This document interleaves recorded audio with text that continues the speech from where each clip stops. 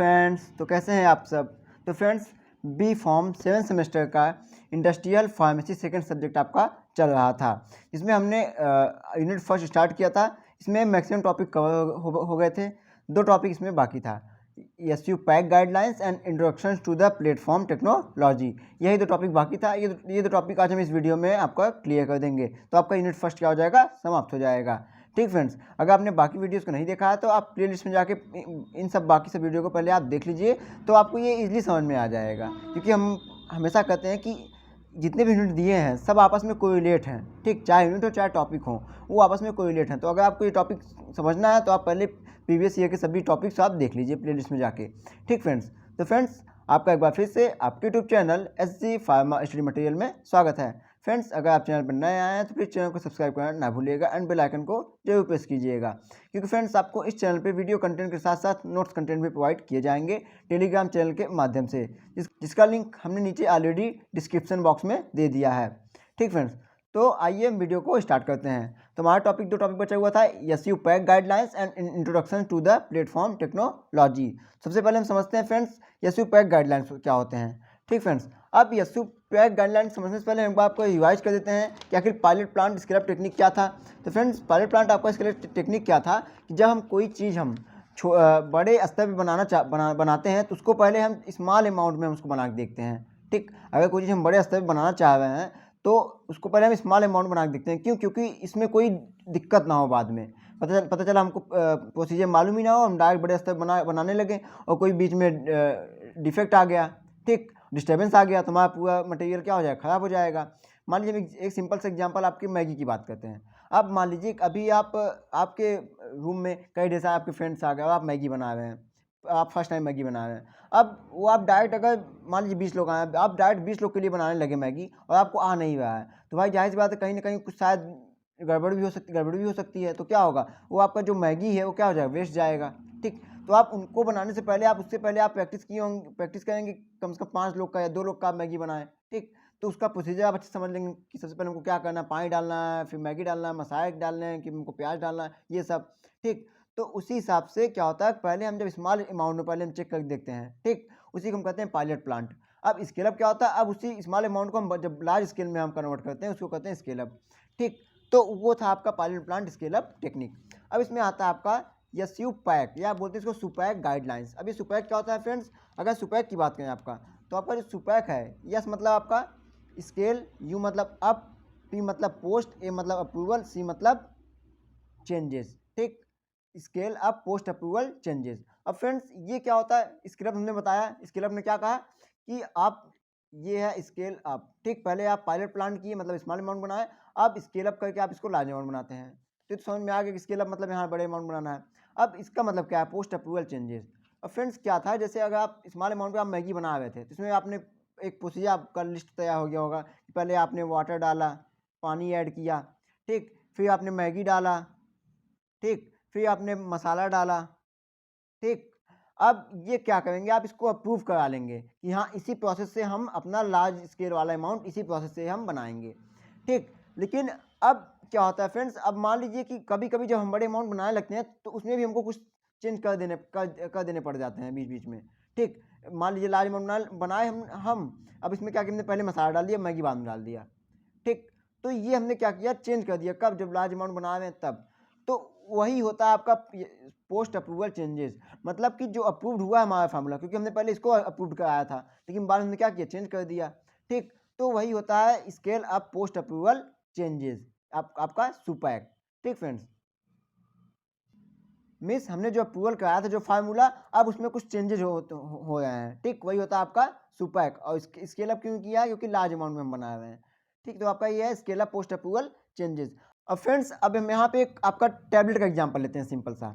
ठीक, अब pilot plant पे हमने क्या किया था, स्मॉल स्केल बनाया, मान लीजिए 1000 टैबलेट को आप बनाया, उसका जो फार्मूला तैयार किया कि पहले हमको क्या करना है, पहले पाउडर लेना है, फिर उसको क्या करना है। ठीक, तो उसका एक फार्मूला तैयार हुआ 1000 टैबलेट के लिए। अब हमको वही अगर 1000, 10,000 या 1,00,000 टैबलेट के लिए हम बना रहे हैं, तो अब इस फार्मूले को हमने क्या किया, पहले वाला जो फार्मूला हमने टैबलेट बनाया था 1000, इसको हमने अप्रूव करा लिया कि हाँ भैया अब हम इसी फार्मूले के थ्रू हम अपना ये टैबलेट बनाएंगे।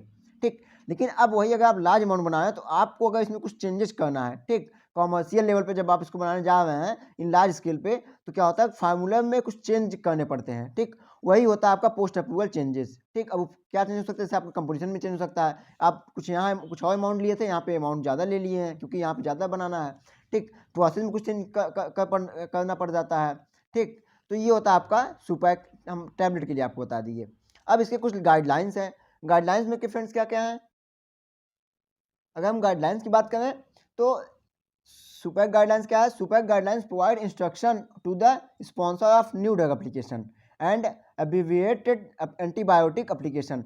मतलब कि क्या करता है कि ये गाइडलाइन होता है जो कि एक इंस्ट्रक्शन प्रोवाइड करता है किसको, आपका NDAS को और AADAS को। ये क्या होता है, न्यू ड्रग एप्लीकेशंस, और AADS क्या होता है, एब्रिविएटेड एंटीबायोटिक एप्लीकेशन, ठीक। ये आपका इसके लिए इसमें अगर हम कोई चेंज कर रहे हैं तो उसके लिए एक इंस्ट्रक्शन प्रोवाइड करता है, ठीक। अब वो क्या क्या चीज़ हम चेंज कर सकते हैं, जैसे आपका कंपोनेंट हो गया, मीन समझो फार्मूले में जो कंपोनेंट लिए उसको आप चेंज कर सकते हैं, उसके लिए अप्रूवल होता है। दूसरा आपका कंपोजिशन हो गया, किस कंपोजिशन से हम मिला रहे हैं, ठीक। नेक्स्ट आपका होता है साइट ऑफ मैन्युफैक्चरिंग, मतलब किस साइट पे हम उसको बना रहे हैं, मैन्युफैक्चर कर रहे हैं, वो उसको चेंज करने के लिए अप्रूवल हो सकता है। नेक्स्ट आपका प्रोसेस एंड इक्विपमेंट, मीन्स कौन से प्रोसेस से बना रहे हैं और किस इक्विपमेंट से बना रहे हैं, क्योंकि आप अगर पायलट प्लांट में बात करें तो आपका इक्विपमेंट स्मॉल स्केल के लिए था, अब लेकिन अब आप उसको लार्ज स्केल बनाए तो उसका आप कैसा इक्विपमेंट यूज करेंगे, लार्ज स्केल के लिए इक्विपमेंट यूज करेंगे, ठीक। तो ये सब फॉलोइंग टर्म्स है जिसको हम क्या करते हैं, पोस्ट अप्रूवल में हम चेंज करते हैं, ठीक। अब अगर हम इनको और डिटेल्स में समझें तो एक ये फ्लो डायग्राम है जो कि आप ये आप एग्जाम में लिख दीजिएगा तो बहुत ही अच्छा नंबर इस पर मिलेगा। ये क्या बताना चाह रहा है कि ये फॉलोइंग 3 टर्म है, इसमें हमको चेंजेस करने होते हैं, ठीक, गाइडलाइन के थ्रू। पहला है लेवल ऑफ चेंजेस। अब किस में आपका माइनर चेंज होता है, मान लीजिए कुछ हल्का फुल्का चेंज करना हुआ उसमें। फिर आपका है मॉडरेट चेंज, फिर आपका है मेजर चेंज। अभी आप इन तीनों को हम एक्सप्लेन करेंगे नीचे।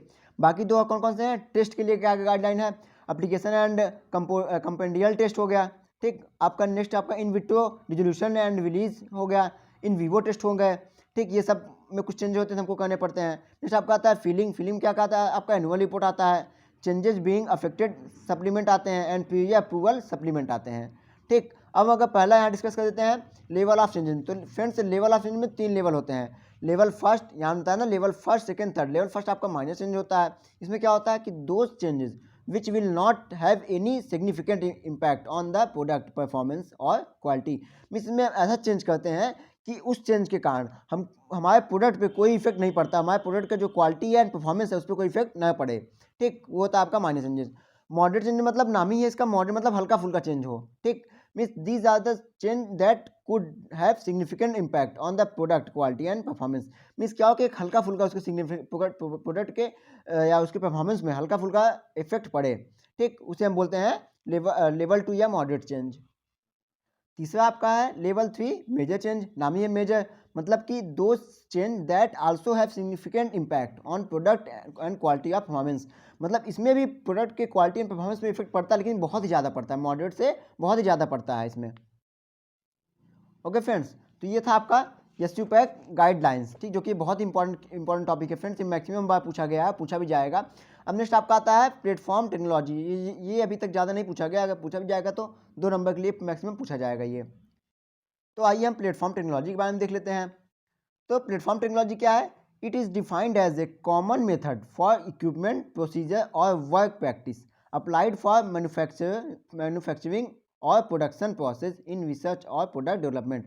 मीन्स रिसर्च और प्रोडक्ट डेवलपमेंट में क्या होता है कि ये एक कॉमन मेथड होता है किसके लिए, इक्विपमेंट एंड प्रोसीजर के लिए या वर्क प्रैक्टिस के लिए, जो कि अप्लाई किया जाता है किसमें, कोई किसी भी प्रोडक्ट के मैन्युफैक्चरिंग में या प्रोडक्शन प्रोसेस में, ठीक। और कहाँ पे, रिसर्च एंड प्रोडक्ट डेवलपमेंट में, ठीक फ्रेंड्स। ये प्लेटफॉर्म टेक्नोलॉजी होता है, ये एक मेथड होता है जो कि किसी इक्विपमेंट एंड प्रोसीजर या वर्क प्रैक्टिस अप्लाई किया जाता है किसके लिए, मैन्युफैक्चर एंड प्रोडक्शन प्रोसेस के लिए, और कहाँ पे, रिसर्च एंड प्रोडक्ट डेवलपमेंट में, ठीक।